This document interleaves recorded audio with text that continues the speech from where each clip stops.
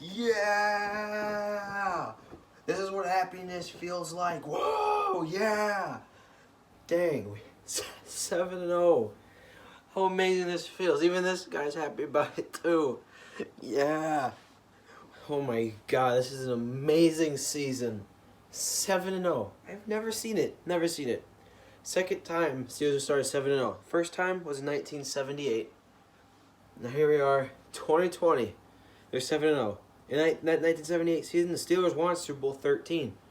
So what's that going to say about this year? Steelers' next game is against the Cowboys. And right now I have the game up on TV. The Cowboys lost 23-9 to the Eagles. If the Steelers win next week against Dallas, the Steelers will be 8-0. And it'll be the first time ever the Steelers started 8-0. First time ever. Even the 2004 team that went 15-1, they lost the second game of the year. This is the best Steelers team I've ever seen. I'm so happy. And this is such a big makeup for my college team, Michigan, being a huge disappointment. I already made a video about that. Beat our rival today, the Ravens, 28-24. Steelers played horrible in the first half. They were losing 17-7.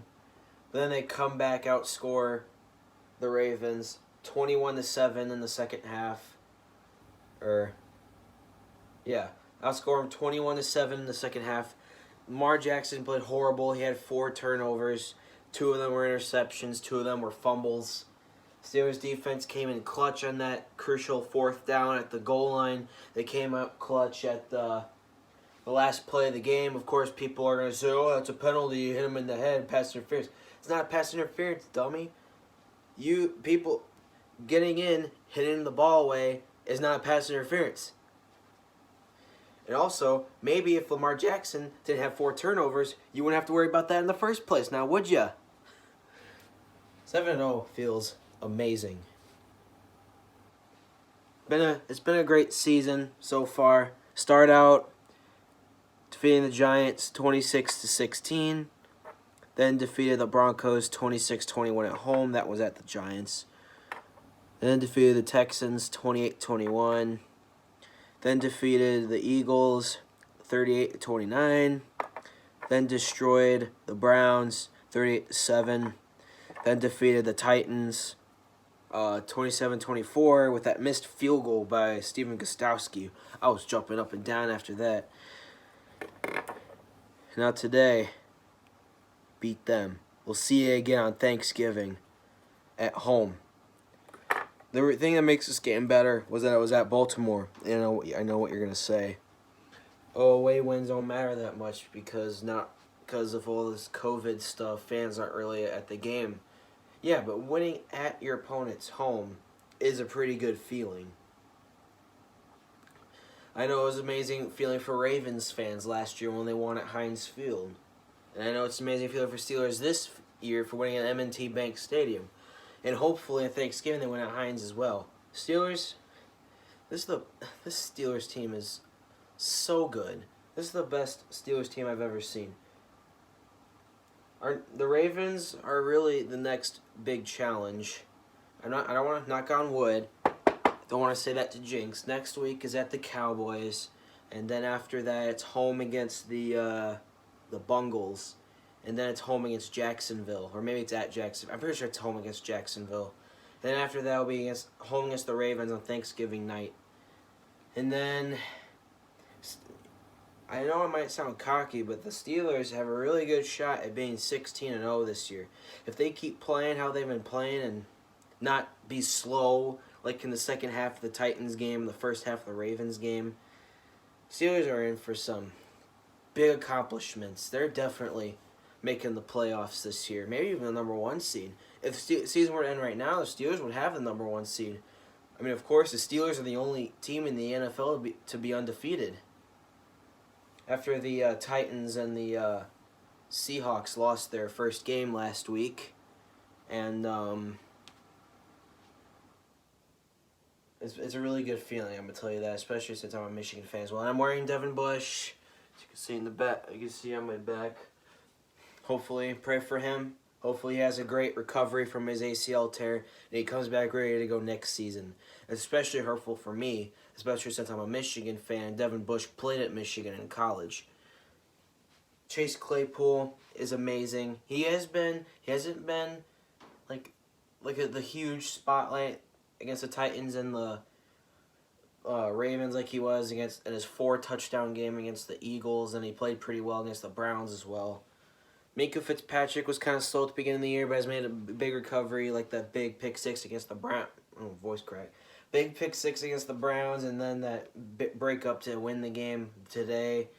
Ben has been the best I've ever seen him. He said that he's had like pain in his arm or shoulder for the past few years, and I know this might sound sad or might sound wrong, but his injury last year with where he tore the tendons was probably one of the best things that ever happened to him. I mean, if that didn't happen, he wouldn't have went to rehab and it wouldn't have fixed his shoulder pain. And now he's playing like an absolute beast. This is like the best he's played since it's like his rookie year, or when they won the Super Bowl in 2005 or won in 2008. Of course, it is nice that the Patriots are doing bad as well. No disrespect towards my friend Player One, who is a Patriots fan. I'm sorry, but your team is awful. I'm pretty sure you know that already. They 2-5. They lost to Buffalo today. Buffalo won their first home game as the Patriots since 2011 or something like that. The Jets are horrible. They're 0-8. Haven't even won a single game yet. Are they gonna win a game? I don't know. If anyone's gonna go 0-16 this year, it's gonna be the Jets. NFC East is atrocious. It's horrible. The Eagles just won, so they're in first place despite being 3-4-1. And then the NBC broadcast just showed me something interesting. If every team in the NFC East finishes with 3 wins and 3 losses in their division, but lose every single game that's not in their division, then the Eagles will win the division with a 4-11-1 record. Imagine if that happened. Imagine a good team. That means it's just so sad, like, especially for the NFC West. Like, I feel like every team in the NFC West can make the playoffs. The 49ers are in last place. They don't even have a losing record. They had a winning record, but then they lost today, so they're 4-4 now. But because of the NFC East, a good team isn't making it to the playoffs this year. But now the playoffs are different because with the whole 7 seeds and stuff like that. But I'm telling you, this Steelers team, it is so awesome. I had doubts. I had a feeling like, oh, I know there's hype around Ben, but it's probably just going to be another 8-8 season. But no, it is 7-0. Being 7-0 after your first 7 games is the best you can be. I haven't even lost a game. It is going to be, if the Steelers lose a regular season game, it is going to be sad. It's like, oh, well, we're not undefeated anymore. But this season has potential to be a great season. Like, winning the division for the first time since 2017.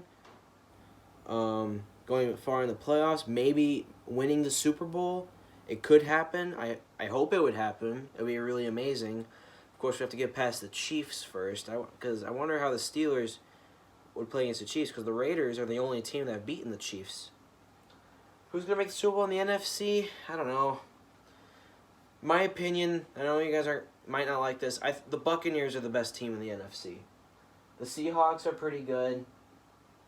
The Packers seem pretty good. Then they got blown out by Tampa Bay, and then they just lost to Minnesota today.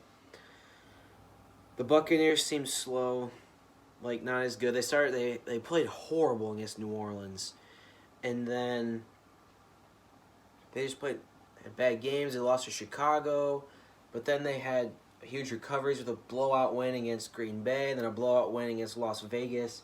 Now they play the Giants tomorrow night, which should be a blowout.